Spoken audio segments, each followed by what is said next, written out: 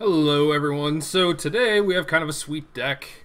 I'm pretty excited, but after the Pro Tour, the metagame for Standard was pretty normal. I think there were like 2 or 3 decks that you could very easily point to and expect to take up maybe as much as 50% of the metagame, which is really, really nice when you're trying to pick a deck. It just makes things super easy. You can kind of cross off things that probably aren't going to work in that metagame and sort of just focus in on things that may potentially work in that metagame and just go from there. So after GP San Diego, things got kind of shooken up a little bit, but like green white was still pretty big, and I think Stormbreath Dragon was the fairly obvious card to point to for the next weekend.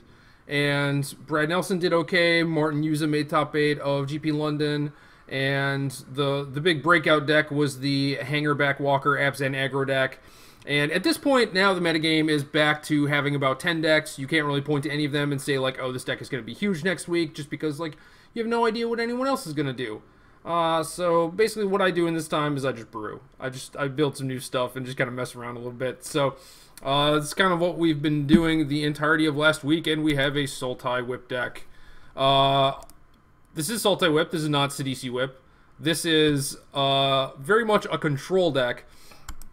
And it's kind of weird because it has some elements of, you know, the fairly normal Sultai control decks. Also just like blue-black control, sort of the green-black decks. You know, it's all just kind of mashed into one.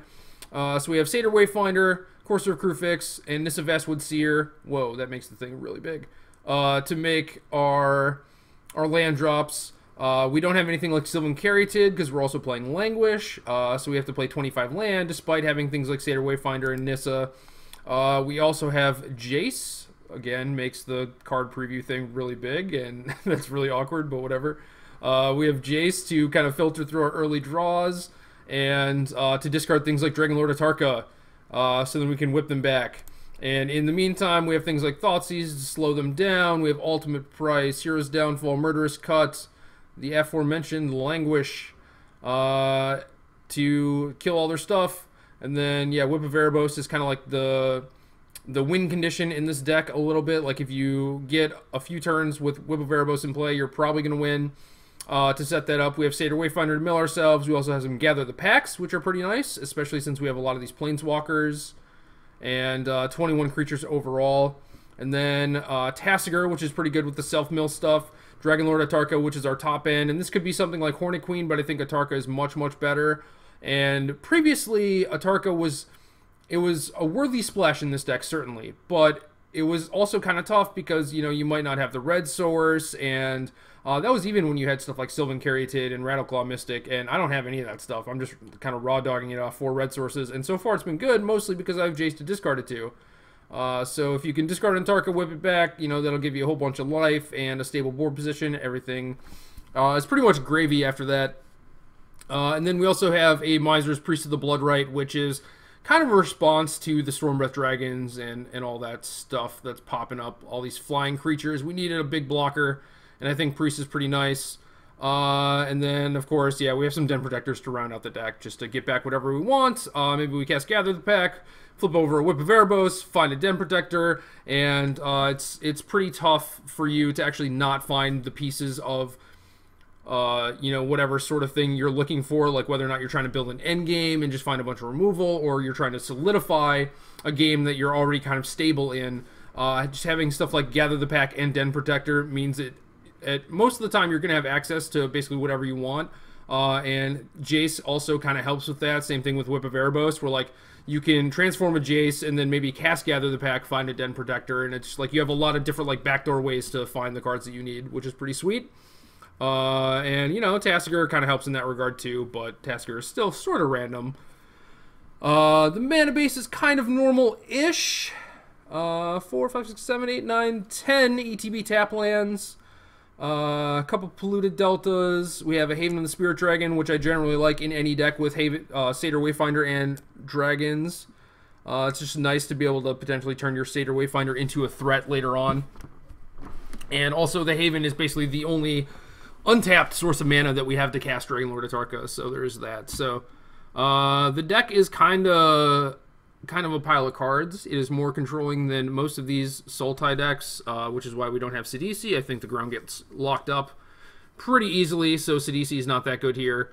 And Sidisi is more of an aggressive card anyway, and we're trying to, you know, play a control deck. So this deck does look kind of weird or whatever, but it's been really good for me so far. I've not felt like it's been bad against really anything, and the thing that I think sets it over the top is the interaction with Whip of Erebos and the Origins Planeswalkers, where if you whip back a Jace, and then you tap it to draw a card, and then its condition is met and it tries to transform, the condition for the whip is just that it gets exiled, and the Jace is already going to exile, so for whatever reason that the whip is just like, okay, I got exiled, like our condition is met, but then the Jace comes back because of the transform triggers. So you end up keeping this new object in play, and you can just abuse that for however long you want, and then even if they attack it down, you can just whip it again. Like, that's the thing, like, it just doesn't get exiled. So oftentimes I'll like whip back a Nissa, get a land, play an extra land, transform my Nissa, maybe make a 4/4, draw a card. They'll maybe like kill my 4/4, attack down my Nissa, and it's just like, okay, you spent your turn, like not doing a whole lot of stuff, and I'll just whip back my Nissa again, do the exact same stuff, and still end up with the same board position, and just eventually they run out of stuff to deal with your things as long as your whip is in play. So it's kind of the same thing with Jace, and you know, you'll just be like flashing back Languishes and Murderous Cuts and whatnot, and it's pretty powerful once it gets going.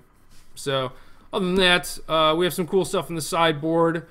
Basically, the only thing that these Sultai decks can do against red aggro decks when they don't have a bunch of blockers, and, you know, to this deck's credit, it actually does have a reasonable amount of blockers, but Sultai Control, for example, like, what they want to do is side into some Tassigers and a bunch of Feed the Clans, and I was doing that. I had 3 Feed the Clans to start, and with stuff like Jace and Den Protector, you know, like, you get to cast the same Feed the Clans more than once a decent amount of the time, but I found that the matchup was pretty good regardless. Maybe it was just because I have Courser of Crewfix or whatever. I don't know. Maybe I just have more removal, less clunky cards, stuff like that. I also have Tassigur's main deck, which certainly help. But I didn't find myself ever really needing the 3rd Feed the Clan. So we shaved that one down. We have 2 Reclamation Stages. Used to have one of these main deck, but the Thopter threat has mostly been neutralized at this point, so I think these can safely go in the sideboard. 3rd Languish, which I really like against stuff like Abzan Aggro. It is a possibility that since Hangerback Walker is now popular in those decks, maybe we need a cleaner way to answer that. I'm not sure what that way would be, but maybe Silence the Believers, something like that, even though it's incredibly slow, might be the best way to deal with it. But other than that, Languish is the go-to card against them. It could be Crux of Fate, but Languish is just cheaper and comes in a lot of other spots. And I had some Drown in Sorrows in here also, but yeah, again, I found myself like not really needing them. Like, spot removal is basically better against the, you know, Team Ultra Pro and the Team Yoel Larson red deck, because they rarely overextend into you. So you just want like the turn 2 removal spell, which is why I have an ultimate price. Also, things like Duress help a lot because it is a pain-free way of getting a burn spell out of their hand, or if they side into something like Outpost Siege or whatever. This is just like a cheap card that allows you to trade 1-for-1 with them, which is very nice. We have a 2nd Priest against decks with flyers, or maybe if we're just playing against control deck, we want extra threat. A couple of Treasure Cruises against grindy decks, a couple Disdainful Strokes. Also had more Disdainful Strokes to start, but did not find myself needing a ton of them between all the discard and then all the hard removal. You know, I have things like Hero's Downfall and Dragonlord Atarka to deal with Elspeth, so it's not really that big of a deal. So you don't need to counter every single thing they play. And then the Miser hiding out here is a sweet Agent of Erebos, and that's basically just like if mirror matches, but mainly Rally is a thing, and I could also see the Agent being playable against something like the Mill deck, but it's kind of whatever. It's kind of there just because I didn't really want to lose to Rally, and so far I've not played against that deck very much on Magic Online, but, you know, better be safe, I guess. I want to try and beat everything. So yeah, that's about it. I've been liking this deck a lot. Hopefully I don't embarrass myself, and we play against some matchups where they're trying to play a longer game, and we could just beat them down very slowly and painfully.